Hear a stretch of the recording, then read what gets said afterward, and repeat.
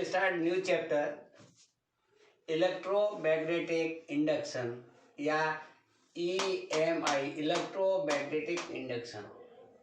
So first of all we will study what is the magnetic flux. We have already studied the electrical flux. In electrical flux there are the electrical field lines passing through the some surface and that we have calculated and we have shown. Now similar to here, the magnet is there, then there will be magnetic lines of force which will represent the magnetic field. So magnetic field lines are there. When magnetic field lines are passing through any surface, then the outgoing will be known as the magnetic flux. So what is magnetic flux? Magnetic flux is number of magnetic field lines passing through the surface or area normally or perpendicular to the surface, and that is known as the magnetic flux and written as phi B. B for magnetic and E for electric. So here we will write. So once I again repeat you, what is the magnetic flux? Magnetic flux is number of magnetic field lines passing through any surface normally are called the magnetic flux. So suppose this is the magnetic field B and we are considering the magnetic field as uniform, so we are showing it by the parallel lines, and this is suppose the surface and a surface and A is the area vector. Area vector is always perpendicular to the surface. So here the surface is perpendicular to the magnetic field. So A vector here and B vector are parallel to each other. They are parallel to each other. So angle between A and B is 0.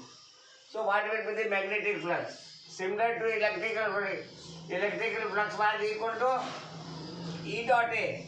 Here the magnetic flux will be equal to B dot A or B A cos theta. Here theta will be equal to 0. There is no angle. Suppose here the theta is equal to 0. So magnetic flux will be maximum because cos 0 is equal to 1. So maximum flux will be here B into A in this case.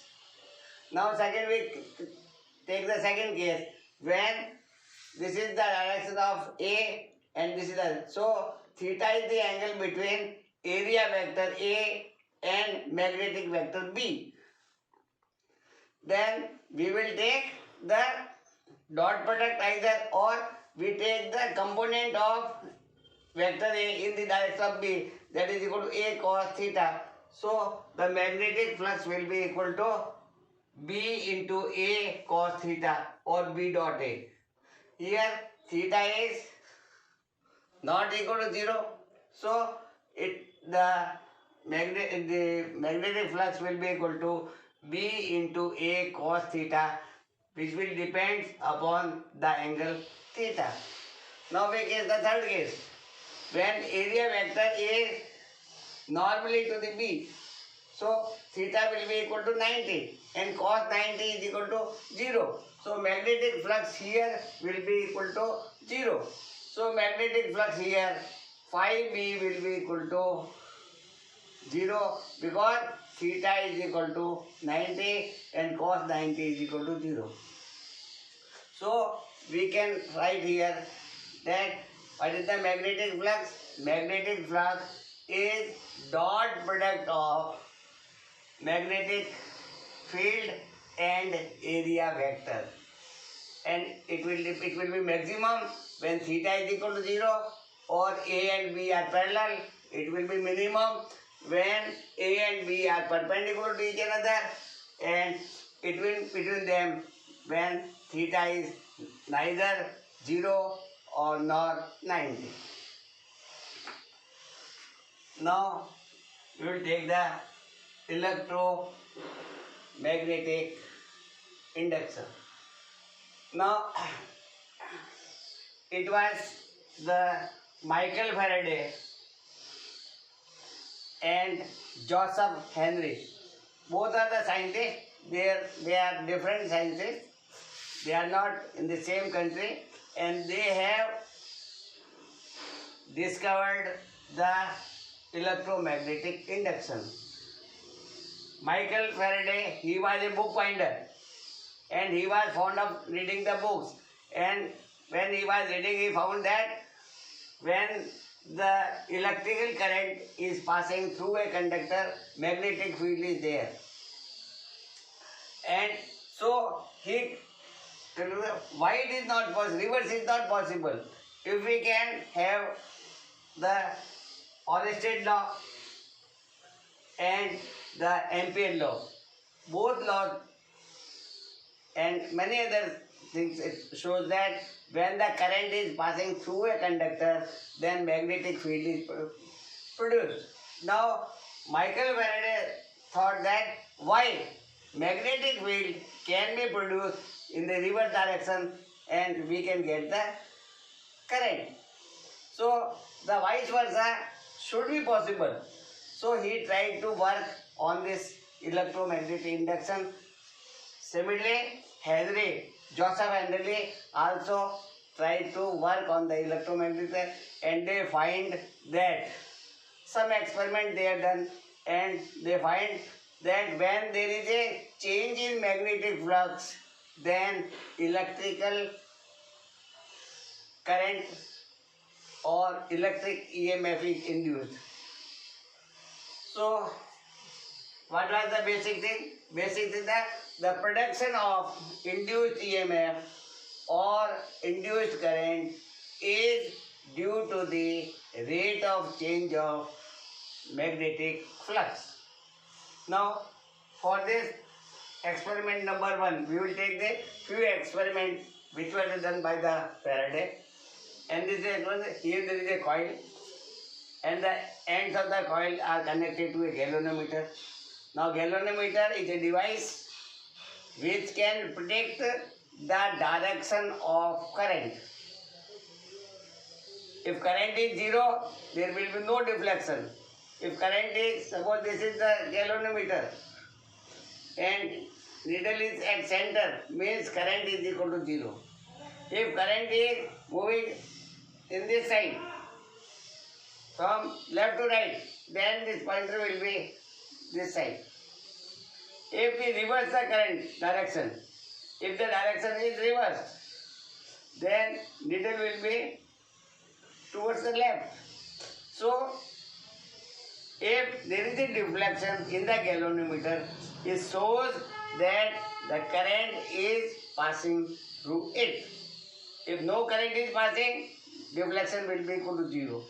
If the current is passing from left to right, then the deflection of the needle will be towards right. It is from right to left, then needle will be towards the left. So, the galvanometer is a device which can find the direction of current or the presence of the current in the circuit. So, he take a coil. For simplicity, I have seen only one turn, but there can be many turns. You can take the solenoid also here. Instead of this, you can have a solenoid. And you connect the galvanometer here. And this is a magnet. Now, when magnet is here, then there will be magnetic lines of force are there. Magnetic lines of force will start from north and it will end like this.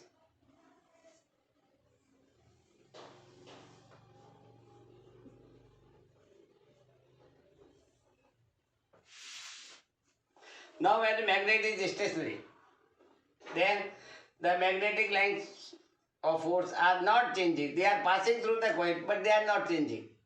So, the needle will show no deflection, means no current is flowing. Second, suppose I rotate this magnet about its axis. even then the magnetic lines of force will be same. They will be not changing. So there will be no current. So there will be no deflection in the galvanometer if the magnet is not moving or magnet is rotating about its axis. In that case, there will be no current. It was found experimentally. Then what it is, when the north pole is moved towards the coil, then we say a deflection is there. Suppose deflection is in the left side.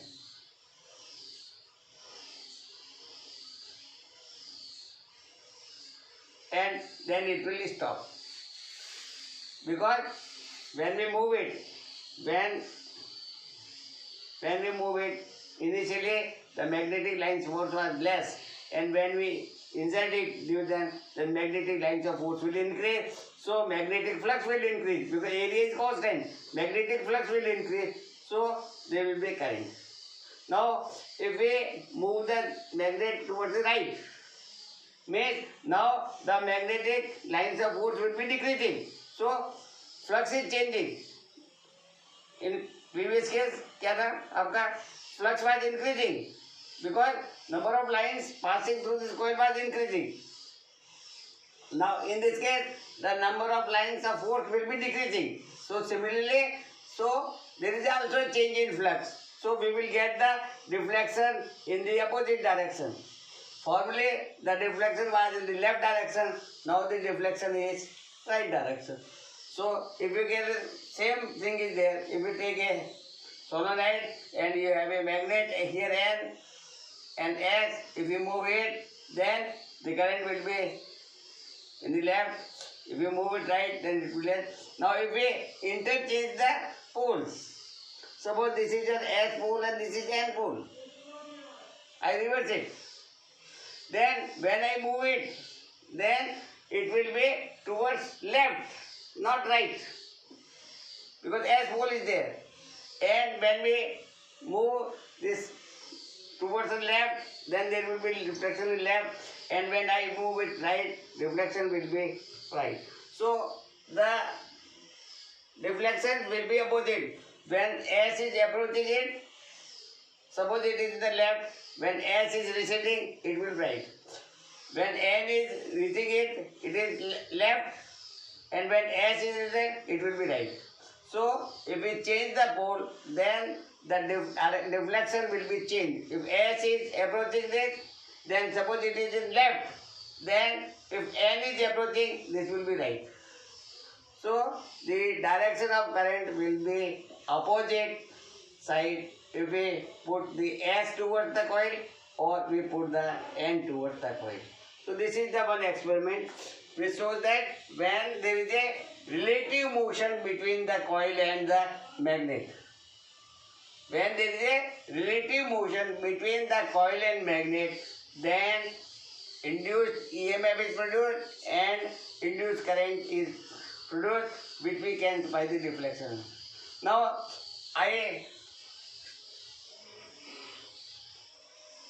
make another choice. Now I fix the magnet.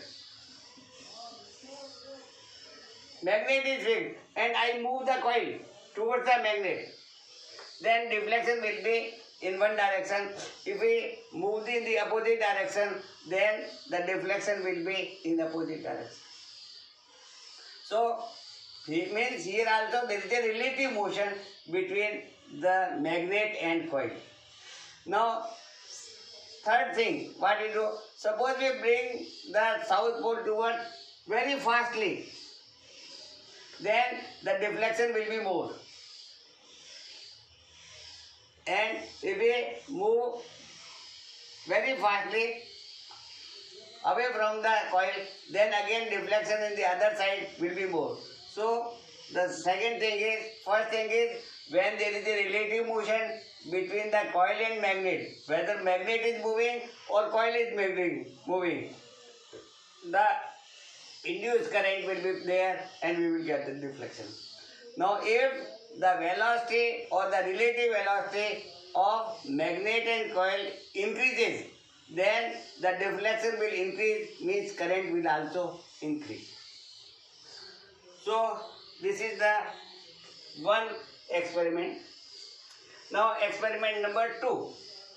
Now here we are having coil, same coil A is here and it is connected to a galvanometer, and this is the B coil, and B coil is connected with a battery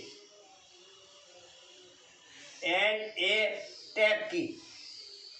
Now when tap key is off, there is no current here passing through this coil B, and deflection will be equal to 0 because no current is there, no magnetic lines is there, no magnetism is there, so there will be no deflection in the galvanometer. Deflection will be equal to 0. Now if I make the connection, if I press it, what will happen? The current will start in this direction. So as current increases, what will happen? The magnetic flux will increase, then there will be deflection. There will be a slight deflection, and then again it becomes 0. Why? Because when the current is started, initially flux was 0, now flux is increasing, so it shows the deflection. Now after few seconds, what will happen? Now current will be constant. So when current will be constant, the magnetic flux will be constant. The magnetic flux will be constant, then there will be no deflection, there is no induced EMF or no induced current. Now if we break the circuit, now if I break the circuit, kick off, what will happen? Now the magnetic flux current will be decreasing. So magnetic flux will be decreasing. Again there will be deflection, and deflection will be in the opposite direction, it is towards the right. So we can say that either we are having a magnet, if we move the magnet, or if we have a coil and in this coil we pass the current, then this coil will also behave like a magnet. When the flux is increasing, when we connect it, flux is increasing, there is a deflection in one side. After few seconds, now the current will be constant, then the magnetic flux will be constant, there will be no deflection, it will be 0. Now I break the circuit, then the current will be from maximum to 0. So the deflection will be in the reverse side, and then again it will be 0 when there will be no current here. So whether we take the magnet or we take here, in both the cases we will have the change in the magnetic flux, and due to change in magnetic flux there will be a induced EMF is there, so induced current is produced, will be passing through the galvanometer. Now one more thing we can do, if we take this coil and we have the current passing through it, the key is on, so flux is there. Now what I do, if I rotate this coil, then what happens? When I rotate, then the angle A will be changed. So magnetic flux will change. So if I rotate left, then there will be reflection. If I rotate right, then there will be reflection. So in this also case, the magnetic flux will change. Though current is constant, here magnetic flux, magnetic field is constant. But due to the change in the rotation, the magnetic flux will change. So magnetic flux will change. So the EMF is produced or induced current will be there. This example you will not find in the book. On the basis of this experiment, Faraday gave two laws for electromagnetic inductions. Both laws are based on the fact that when there is a change in magnetic flux, then the induced EMF is produced or induced current will flow. So law number first, whenever the magnetic flux associated or linked with an closed circuit changes, then induced EMF and induced current will be produced in the closed circuit. Closed circuit means coil. We take a coil here. This is a closed circuit. And when we take the magnet, what will happen? We can explain very easily. Suppose this is the coil. And here is the magnet. NS. So there are magnetic lines of force.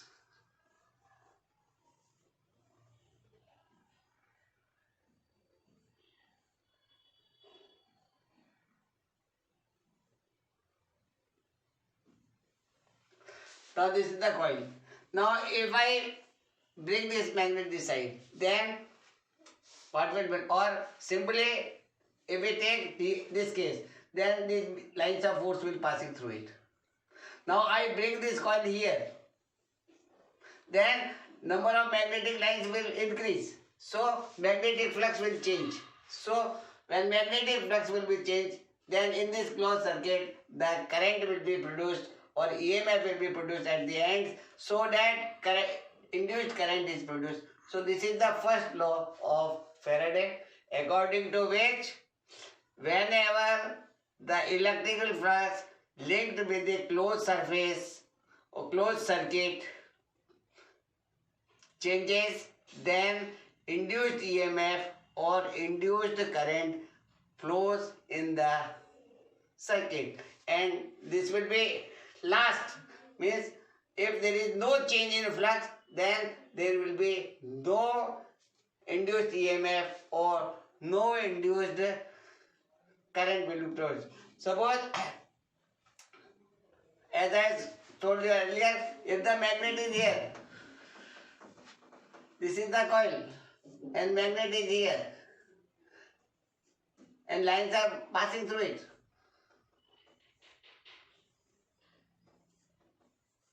But there is no relative velocity. It is a fixed.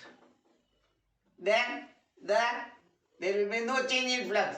So no induced current will be there, or we can say no EMF will be produced in this closed circuit, which is a coil. So this is the first law. Second law gives the idea of the magnitude of induced EMF. What is the magnitude of induced EMF? So this was that when there is a change of flux in a closed circuit, then the rate of change of flux or time rate of change of flux is proportional to the EMF produced. So here we write the flux is phi b and dt. This is the rate of change of magnetic flux. It will be proportional to the EMF. The EMF across the 2 points, that will be proportional to the rate of change or time rate of change of magnetic flux. So once again I revise it. Whenever there is a change in the magnetic flux, the induced EMF or induced current is produced. This is the first law. Second law, when the magnitude of induced EMF will be proportional to the rate of change of magnetic flux with the time. So EMF, this is equal to proportional to d phi b by dt. So the magnitude EMF will be equal to proportional to d phi b by dt, and so we can write EMF, magnitude of EMF will be equal to some constant k times d phi by dt. Now we have to find the value of the constant k. Now for this we will take the help of Lenz's law. What is the Lenz's law? We can also say it is the third law of electromagnetism, but this is not given by the Faraday, so we will say it is a Lenz's law. It was given by the Lenz, and Lenz's law is based on the fact the conservation of energy and the third law of motion. Means according to third law of motion, what will happen? According to third law of motion, to every action there is a equal and opposite reaction. So here, if we put here n towards it, then it will opposite. So n will be here. So it will opposite. Now when it opposite, then we have to do work. And when we have to do work, then this work is converted into electrical energy and we get the induced current. So Faraday says that according to Faraday's law, the direction of induced EMF or induced current is such that it will oppose the cause of induced EMF. Now, what is the cause of induced EMF? Here, the cause of EMF is relative motion between N and coil. When N is coming here, it is coming here. So, it will oppose when? When it will be here and here. N and N pole will repel. So, the pole will be of the coil towards the or opposite to the magnet will be the, suppose it is S. Suppose it is the S pole and it is coming here, then it will be S pole, so it will repel it. So the direction of the EMF or the direction of electric current will be opposite. As I showed you in the experiment, when we put N towards it, then suppose deflection is left. If I put S towards it, the deflection is opposite. So here, when S is being towards the coil, then the opposite phase will be behave like a S pole, and when we pick N, then opposite pole will be N. So we will say the direction of magnetic field, the direction of electric current or EMF will be opposite. So we will take minus sign. Here it will be minus sign. So EMF will be equal to minus K into d theta b bata dt. Now if we take the SI units, then in SI unit K will be equal to 1. Then in SI unit the EMF will be equal to minus d phi b bata dt. So the direction of EMF will be equal to minus of d phi bata dt. If it is increasing, it is negative. If it is decreasing, it is positive. So it is minus d phi bata dt. Now the unit of phi b is Weber. Magnetic flux is measured in the Weber. EMF is measured in the volt.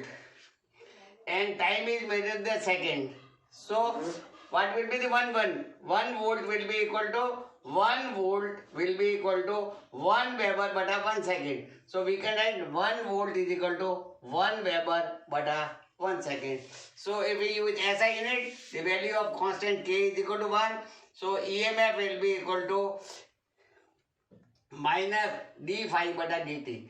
So this will be the combination of the second law of Faraday and Lenz's law, and we get the electrical, the EMF will be equal to minus d phi b bata dt. Now if there are n turns of the coil, here the coil has n turns, instead of 1 turn there are n turns, then the EMF will be n times. So the EMF will be equal to minus n d phi bata dt. Now how we can explain the Lenz's law? Suppose this is the magnet N pole, this is S pole, and we are bringing N pole. Then as I showed that the coil will act, it will opposite. Opposite is when it will put the N. When it is N facing this, then for N, what will be the direction of current? If N is there, direction will be anti-clockwise. So current will be anti-clockwise. Now, if I move this side, then it is going outside, going away. So there will be attraction. So it will be S pole. When it is S pole, then current will be clockwise. So here current is anti-clockwise. Here clockwise. So the direction as I have shown earlier in the Faraday, when we bring N towards it, it is left. If we move N away, then it is right. So now how we can understand the Lenz's law in terms of the conservation of energy. Now what is the energy conservation? Now here, when we are N pole here, and we bring N pole to it, then N pole is developed here, then there will be a repulsion.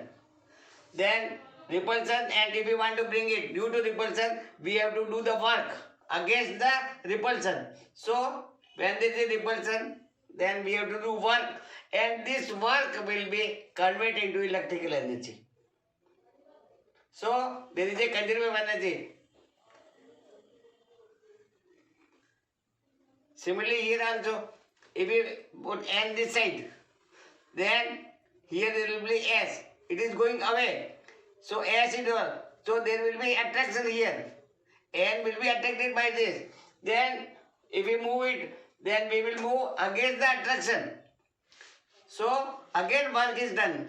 So whether there is a attraction or there is a repulsion, work is done on the magnet, and this work done is appear or converted into the electrical energy. So we will get the induced EMF or induced current will be flowing this.